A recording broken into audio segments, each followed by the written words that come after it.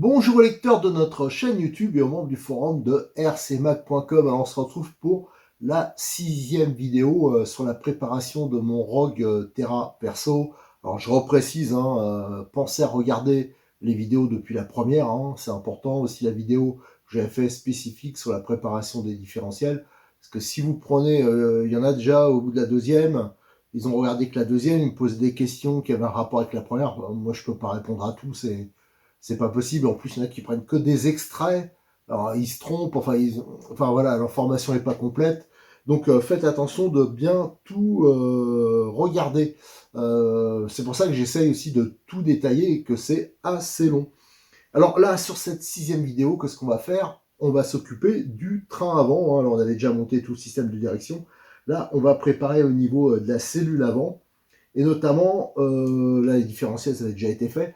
J'ai fait, regardez la petite modif, là, je ne sais pas si on voit, d'origine, c'est une biellette fixe. Alors ça, j'avais prévu de le faire éventuellement à l'arrière, mais à l'arrière, c'était moins urgent, on verra plus tard.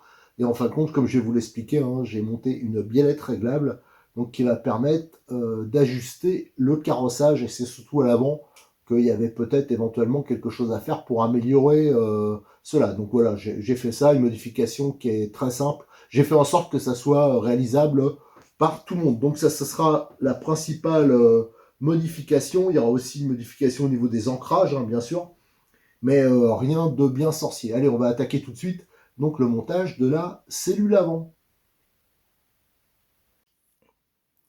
Donc là, on va commencer par monter le différentiel dans la demi-cellule. Donc la demi-cellule qui comprend le support d'amortisseur, c'est une belle pièce, c'est assez gros. Les fixations pour les triangles inférieurs et pour les tirants. Et pour voir, pour comparer, regardez, j'ai pris une cellule de la voiture que le ROG remplace, le BXR MT. Et regardez la différence de taille. Là, pourtant, c'est une cellule complète. Là, on n'a que la demi-cellule. Regardez la différence de taille, c'est quand même flagrant. Alors que pourtant, c'est la même taille de différentiel. Bien sûr, il y a quelques pièces qui changent, comme les sorties de différentiel. Et là, c'est directement 4 satellites acier. Alors là, c'est un peu comme le différentiel, donc je rappelle, il a été rempli avec de la 30 000 et surtout il a été modifié là avec le collage de l'insert. Alors je rappelle parce que, alors je sais pas qu'est-ce qui m'a dit ça, je ne sais pas Cyril, que quelqu'un s'était plaint, que j'avais dit que les différentiels étaient indestructibles. Non, mais je crois qu'il faut pas regarder la moitié des vidéos. J'ai dit que c'est des différentiels qui étaient très solides, surtout en 4 satellites, parce que moi je les ai utilisés sur des voitures en brushless, tout ça, enfin ça n'a jamais bougé. Mais moyennant la petite préparation que j'ai conseillé de faire, parce que si on colle pas la petite bague métallique, ça peut se mettre de travers, ça peut fondre même le plastique, et là le différentiel on peut le détruire. Donc au niveau du corps surtout. Donc voilà, faut bien tenir compte de toutes les vidéos que j'ai fait, de toutes, surtout tout ce que j'ai dit au niveau des différentiels. Moi, je vous assure que bien monté, c'est vraiment très solide. Et autre point que j'avais bien précisé aussi dans une vidéo, donc voilà, faut pas regarder la moitié. Les cardans, tiens, j'en ai un là. C'est pour ça que j'ai fait un travail au niveau des amortisseurs. Les cardans, c'est un peu comme sur les Apsima, comme sur beaucoup de voitures d'ailleurs, en position haute et à écrasement. Ça tape dans la noix. Donc si vous réglez pas le problème de l'amortisseur, c'est-à-dire en le bridant comme, j'ai proposé à le faire, c'est hyper facile à faire, on tape dans la noix et au bout d'un moment, soit ça pète ou voilà, automatiquement ça va abîmer le différentiel. Donc ça, c'est une histoire de réglage et ça, c'est commun à plein de voitures. Il y a plein de voitures où, faut régler, les débattements, parce que, là, c'est un problème de, souvent c'est pas, hyper bien calculé à ce niveau-là, au niveau des débattements. Là, on a des débattements énormes dans un sens. Là, à la limite, il n'y en aurait pas assez pour la garde au sol. Je pense qu'on pourrait en rajouter. On peut gagner en garde au sol sur cette voiture facilement 1 centimètre. Mais par contre, à l'écrasement, faut le limiter un peu. Alors ça, je l'ai expliqué. Là, je fais la petite remarque parce on m'a signalé ça tout à l'heure. Ça m'a un peu étonné. Voilà. Donc, mais enfin, ça m'étonne pas. D'un côté, je dis que ça m'étonne, mais c'est vrai que souvent les vidéos, elles sont vues qu'en partie. Et après, automatiquement, ça crée quelques incompréhensions. Alors là, vous voyez, c'est comme à l'arrière, il y a un pion ici, là, de centrage qui permet, voilà, qui évite qu'on puisse mettre se tromper de sens en fin de compte. Donc il y a qu'un sens. Donc voilà, c'est comme ça. Donc là, j'ai bien sûr tout ébavuré, hein. Il y a des petites bavures, vous voyez, au niveau des chanfreins, là, j'ai enlevé aussi de la matière, il y en avait un peu là. Donc ça, c'est pareil, hein, tous les RTR, c'est la même chose. Et je graisse toujours avec ma petite graisse, la M282. Et là, on va pouvoir monter. Alors, c'est plutôt dans ce sens-là. Vous voyez, c'est une cellule qui est quand même relativement simple, hein, un peu inédite même. Surtout avec l'angle, parce que comme il y a beaucoup de chasse, ça, c'est pour avoir le cardan droit. Donc, il y a un angle qui est assez important. Donc, c'est une cellule un peu particulière et elle se ferme par, je le mettrai après, 3 vis tête bombée. Et celle-là, je vais pas de 10, hein, 3 fois 10. Celle-là, par contre, je vais pas les changer parce que c'est une partie qu'on voit pas et elles sont parfaitement adaptées au niveau longueur. Alors, je finis de monter ça et alors vous avez bien remarqué, hein, j'ai graissé que le pignon, ça va se répartir partout, pas à peine d'en mettre 2 tonnes. Je monte les 3 vis et je reviens vers vous pour l'opération suivante. Alors, j'ai le couvercle, hein, est remonté, donc il n'y a pas de problème. Ça, c'est vraiment compact, c'est même assez lourd, hein. Il y a de la matière, comme on dit. Et au niveau transmission, je pense que le jeu, il est nickel, il n'y a pas de problème à ce niveau-là. Alors, c'est là que je voulais faire quelques petits essais. Alors, faites attention de ne pas regarder la vidéo que par morceaux, parce qu'il se peut que je modifie par la suite, hein. Là, c'est un essai. Déjà, ce que je vais faire, c'est au niveau de la fixation du support carrosserie. Moi, je trouve que c'est pas toujours simple de le démonter une fois que la voiture est en place, hein, si on veut surtout avoir accès aux vis qui tiennent les vis supérieures en fin de compte de la direction, hein, de la commande de direction. Celle-là, vu l'angle du châssis, hein, la chasse, en fin de compte, ces vis, elles sont assez peu accessibles. Alors d'origine, c'est des têtes bombées. Donc ça, pareil, je rajouterai au kit visserie. Je vais mettre des vis, je les ai là, des 3 x 10. Voilà, tête cylindrique. Comme ça, il y aura quand même une meilleure prise, même si à la limite, on doit utiliser une clé à boule, hein. Alors, je rappelle, tiens, j'en ai une là. C'est les clés 6 pans, mais sur rotule, enfin, en forme de boule. Donc, ça permet de donner un angle. Éventuellement, ça facilitera peut-être le démontage, mais en tout cas, ça sera toujours un petit plus. Donc, ça, on va le monter. Je vais faire comme à l'arrière. Je vais changer les vis là, voilà, c'est vraiment, je les mettrai dans le kit, mais c'est pour se faire plaisir. C'est qu'au lieu de mettre les vis tête bombée d'origine, on va mettre des têtes cylindriques, hein, c'est des 2,5 par 14, hein. Donc pareil, ça sera inclus dans le kit, ça je vais le monter hors caméra, hein. On va pas perdre du temps là-dessus, parce que ma principale modif, ça va être à ce niveau-là. Normalement, on a les biellettes en fin de compte de suspension supérieure, hein, donc qui tournent sur le genre de vis, voilà, qui sont décolletés, voilà, comme ça. Donc ça, pourquoi pas, hein, mais c'est pas réglable. Alors ça, c'est les mêmes, je crois, qui tiennent les amortisseurs, hein. Et ça se fixe ici. Donc il y a un seul point d'ancrage. Et le truc, alors je l'ai pas fait à l'arrière, parce qu'à l'arrière, je le ferai plus tard, hein, de monter des biellettes réglables. Mais à l'avant, ça me semble plus utile de le faire tout de suite. Pourquoi? Parce que je trouve qu'il y a le carrossage, pour moi, il est pas assez, il est pas bon le carrossage, le réglage d'origine, surtout à l'enfoncement avec la chasse qui est énorme.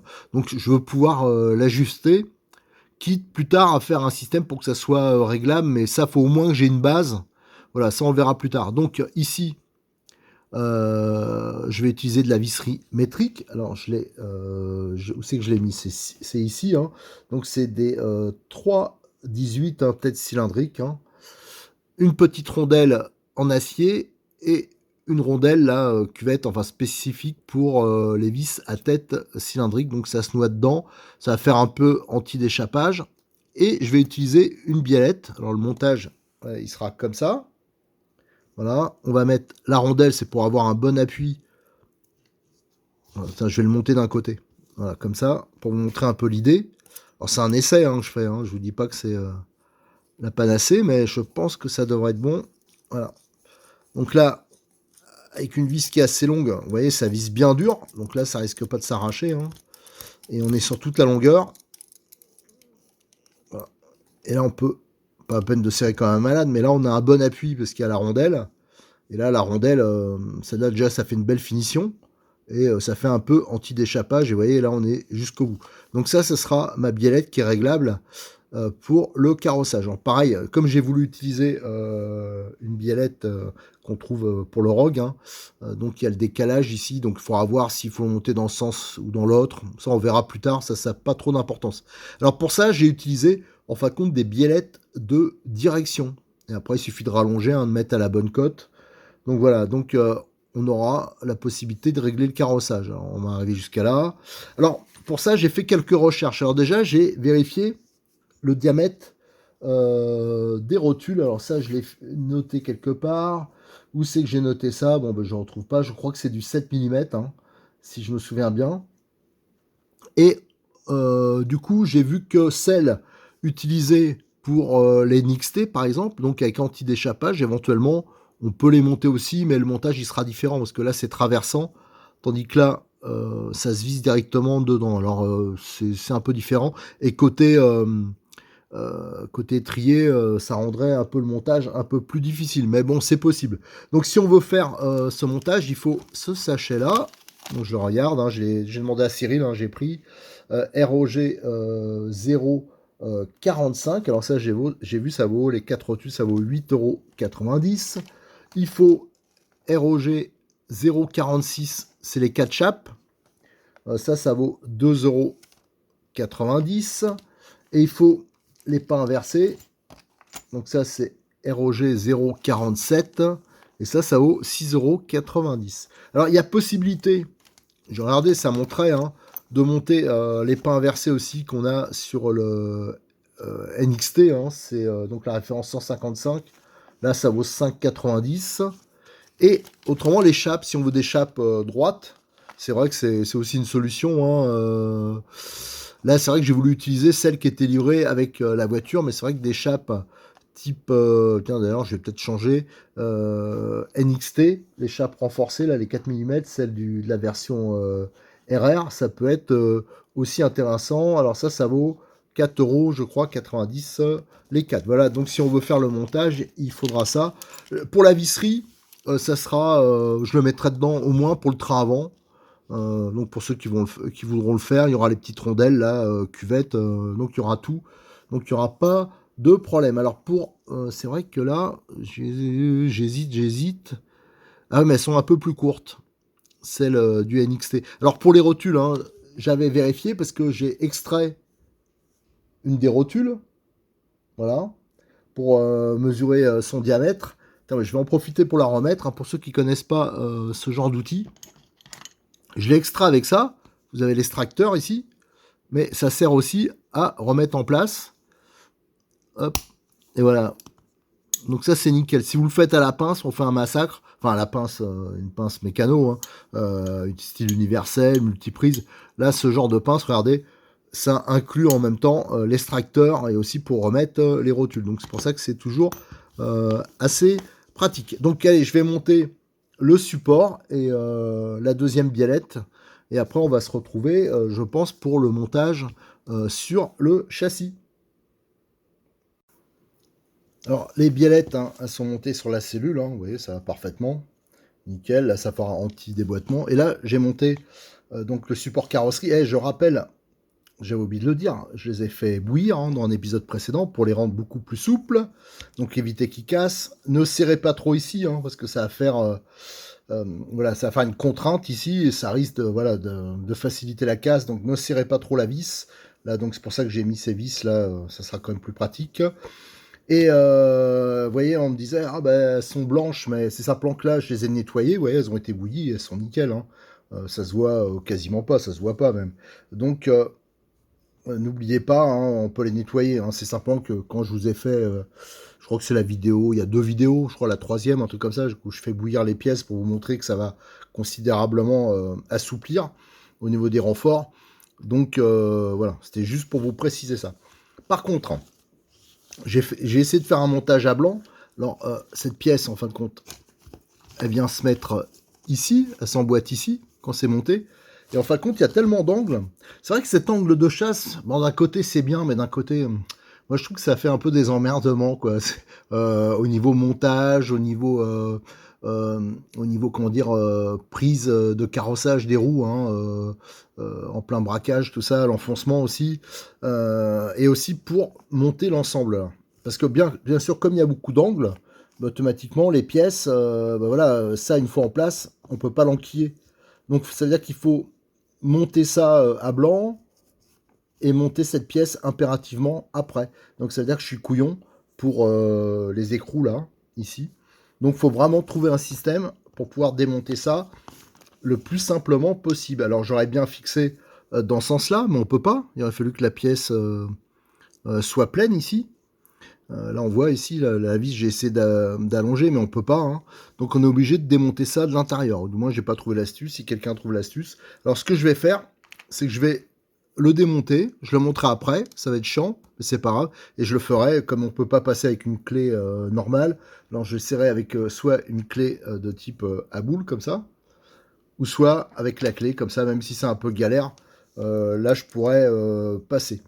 Donc voilà, alors par contre, avant de faire ce montage, je vais vous montrer quelque chose.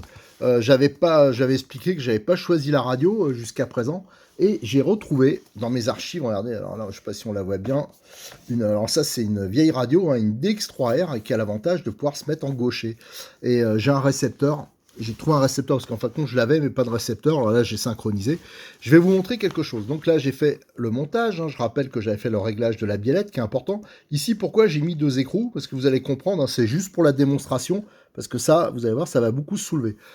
Je vais vous montrer, faire une démonstration, pourquoi, souvent sur les RTR et même d'autres voitures, hein, pourquoi les cerveaux ils cassent. Vous allez voir que là, donc c'est comme si on avait une radio de début de gamme, hein, ça veut dire que j'ai rien réglé, j'ai tout laissé les réglages à zéro.